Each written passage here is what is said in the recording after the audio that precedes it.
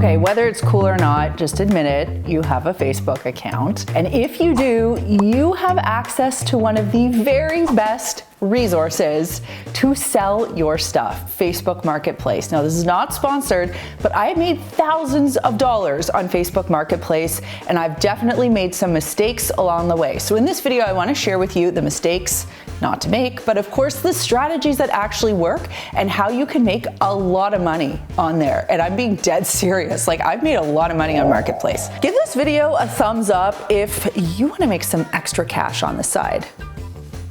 And just a quick reminder, if you haven't done so already, to subscribe to the Clean My Space channel. And I just wanted to let you know that this video is brought to you by our sister company, Makers Clean, where we sell our premium microfiber cleaning tools and so much more. Now, if you've never been on Facebook Marketplace before, you are missing out, because not only is it a great place to sell things, but it's also a great place to buy things if there's something that you need.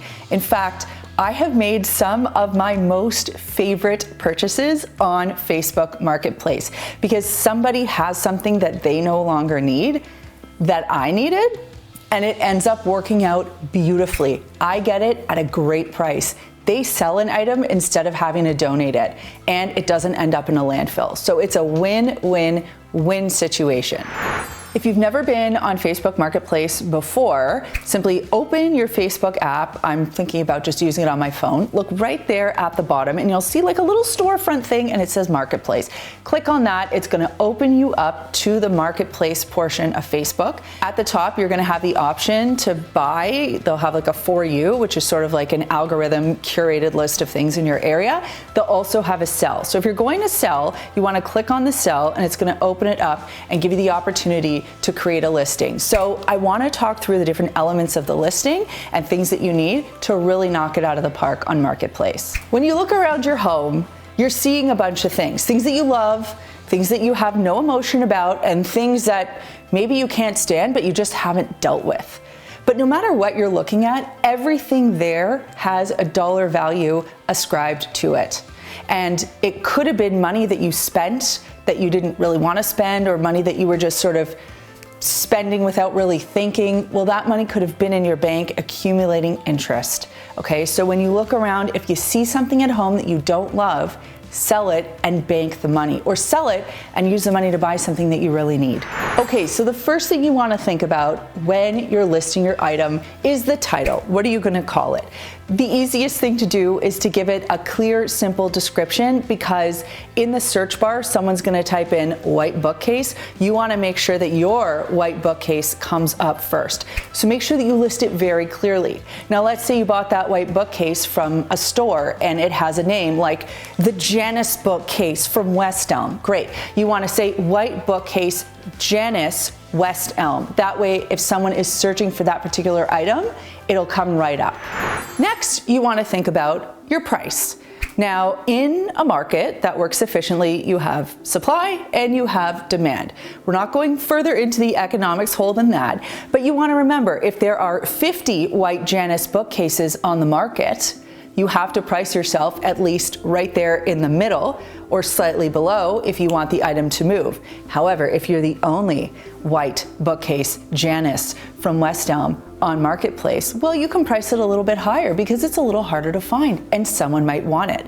And if you know there's a run on the Janice, then you can really up your price, maybe even double it, because you know that the demand is there. So be clever about your pricing strategy. You can't use an emotional reason to price your item.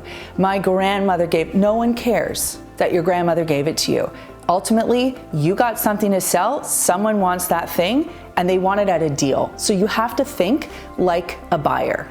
Now, you have to be prepared to negotiate on Marketplace. And here is sort of the strategy that I use when I'm buying.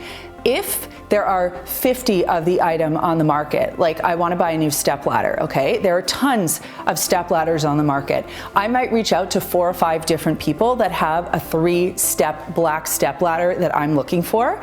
And I'll say, you know, this person's listed at 90, this person's listed at 50, people price all over the place. And I will just go in and say, oh, I'm on a really tight budget. Will you accept $35? And I set like a really low baseline, and then I'll see where they come to to, and then we can kind of negotiate from there. But if it's something that I really want and there's only one of them, I will go in at full price, and I go in quickly because I want it and I don't want to lose it. I have lost things before and it really sucks. So on the receiving end, on the flip side, when you are the seller, if someone comes in and the market is flush with what you want to sell, you have to be prepared to negotiate. You can't be emotionally attached. If not, you can stick to your guns a little bit more. A strategy I used on something that I knew was really expensive, some guy kept saying to me, oh, you know, I had this item listed at $300. He said, oh, I'll give you $200. I said, I'm so sorry, like I can only do $280. And he's like, oh, I'll give you, you know, and he kept coming up. And then, but the line I kept using was, I'm so sorry, the lowest I can go is $280. I'm so sorry, the lowest I can go. Like that was the language, and I just kept repeating it.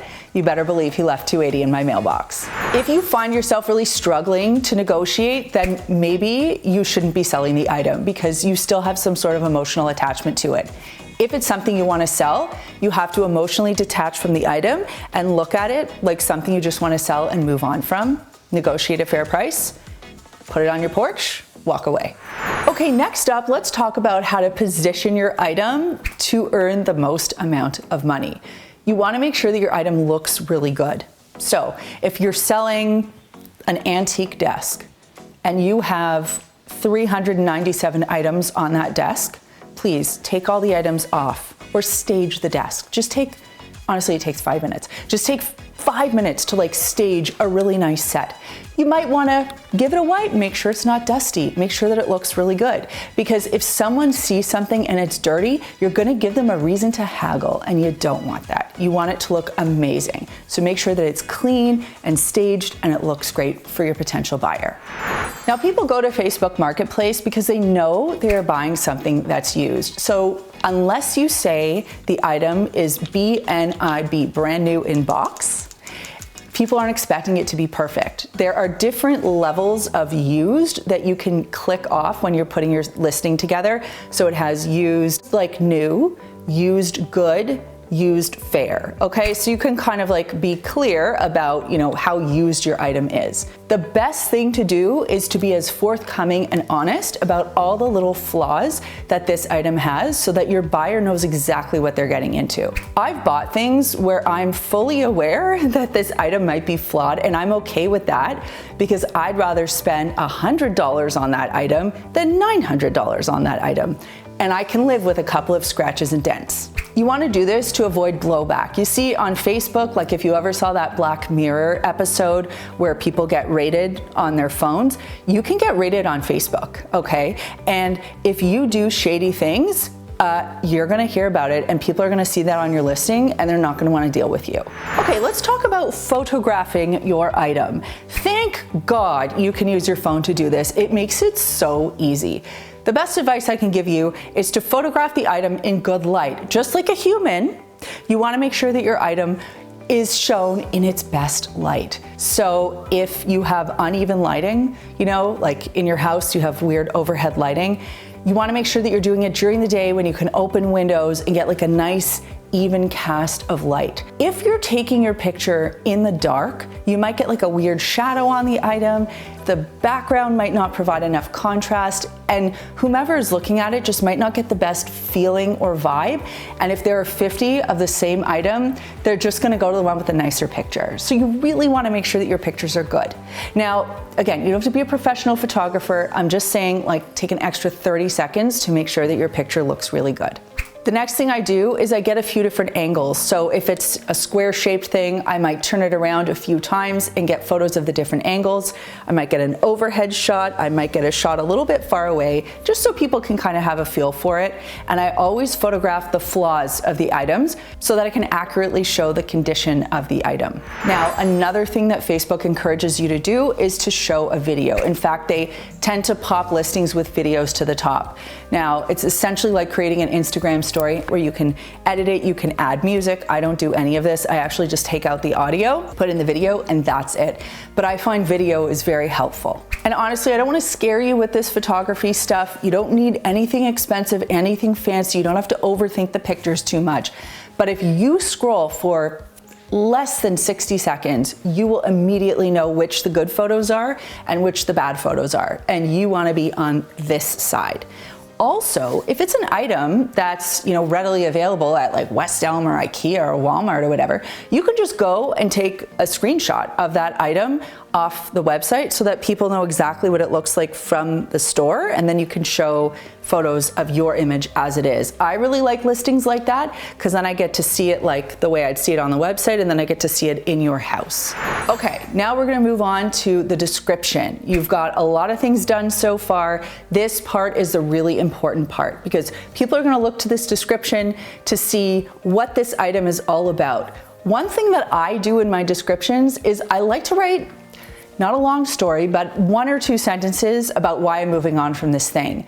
It doesn't fit in with my decor anymore. My daughter has outgrown it, etc. Like, it's just nice for people to know why you're moving on from it and not that it's a lemon. So I like to do that. It reassures people. Another thing I do is I include measurements in my description. Now, this part really annoys me because I'm just getting measuring tape. It's like extra work and it's very annoying. But at the end of the day, if you have a buyer and they're like, I have 24 inches and I need to find a table that's between 20 and 23 inches, you want to make sure that if someone clicks on your listing, they know that your item is gonna work. If you don't have measurements in there, they might have to DM you and that might take more time. Plus it's more work for you on the back end. Like, you might as well just have it all in there. And the best thing is, if this item is readily available online and you're just selling a used version of it, you can copy and paste the description right from that website. If you struggle with writing a description, you can use ChatGPT to help you. The free version, trust me, does a great job. In my description, I also like to remind people to check my other listings because, hey, you never know if there's something else that they're looking for, and then I can offer them a bundle price. And also it's more efficient for them and it's more efficient for me if I can sell more stuff and they can buy more stuff. Okay, the next thing you wanna do is make sure that you're tagging it appropriately. So you wanna make sure if you're selling a bookcase that it's in household items, furniture, bookcases. Like, you can kind of find that meta tagging. You wanna make sure that you're doing that. It's pretty easy to do. It's like a drop down and a couple of clicks and you're done. Very easy, but it really helps people in search. Now, once that item goes live, you'll start to get notifications on the marketplace section of your Facebook Messenger app. Click in there and you can easily communicate back and forth with someone. The best thing you can do is be responsive, okay? It's very annoying if somebody wants something and they're hot and they're ready to buy and they have to wait until next Wednesday for you to get back to them. So if you have something listed, make sure that you're in constant conversation with someone until that item is sold. Once you have a buyer for your item, you can then decide how you want to go about taking payment. Some people like to get email money transfers. In the States, you can use services like Zelle or Venmo. See, we don't have it in Canada. It took me a minute there to make your payments. You can also just do good old cash. Occasionally, for items that are larger, like when I've sold appliances, I've taken a small deposit. I've asked someone to just send me an email money transfer for, say, like 20% of the price, and then I mark the item as pending. You want to set up a safe pickup drop-off situation that feels right to you. Now, I know that every now and then you come across a weird news story about a Facebook Marketplace deal that went totally awry. And if you're concerned about something like that, there are safe pickup and drop-off points. Sometimes police stations have them. Some people will use local coffee shops like Dunkin' Donuts, Tim Hortons. It's very easy to set something up like that. I've also done drop-offs and pickups at IKEA, at gas stations. Hey, I even made a friend one time when I picked something up from a gas station. What's up, Mike? We're now in touch on Instagram. But oftentimes, like if it's an item that I don't, really care about that much, I'll just leave it out on my porch and I'll say, porch pickup, here's my address, please leave the cash in the mailbox. Now, I haven't had any issues to date, and I'm really grateful about that. I think people who buy and sell on Facebook are generally good people, and I haven't had any trouble. It also helps that I have a doorbell camera. There are a couple of little extra touches that you can do when you're selling something on Marketplace. The first thing, and this was actually done to me, I bought something from a lady and I bought it for my daughter. She knew that because I said, oh my God, this would be so perfect for my daughter. She's however old, whatever. I pick up the item from her and she left me a card. She left me a card, like a handwritten note, but it was just like, dear Melissa, I hope your daughter really enjoys this. all the best, so-and-so. A beautiful gesture, so easy.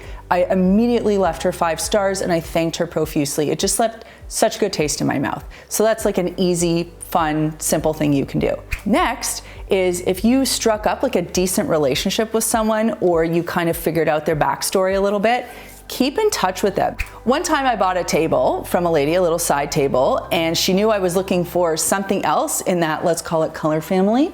And she messaged me, she was a home stager, and she's like, hey, I'm actually selling this thing. Check out the listing on my profile and see if you want it. Like, she kind of built up a little client base that way, and like, that's a great way for her to sell extra things. So that also is a wonderful tip.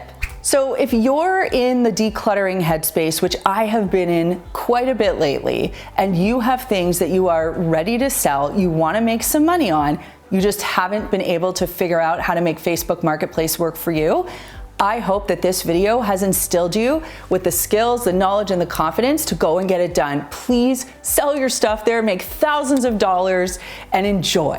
And that brings me to this week's comment question, which is, have you ever bought or sold something on Marketplace? And if so, any interesting stories? Let me know in the comments down below. As I said, I met this guy, Mike, at a gas station. I bought something from him. We were chatting at the gas station. Like, it feels shady when you're meeting someone at the gas station, but we were both like, it's a public place. We knew where we were, and we were chatting for probably 15 minutes. It was in the middle of the winter. We were both outside freezing. It was like the weather didn't matter. We were having the best conversation. And then at the end, we were like, let's exchange Instagram accounts and we'll keep in touch. Like, that was a really great story. If you like what we do here at Clean My Space, think about joining our membership program.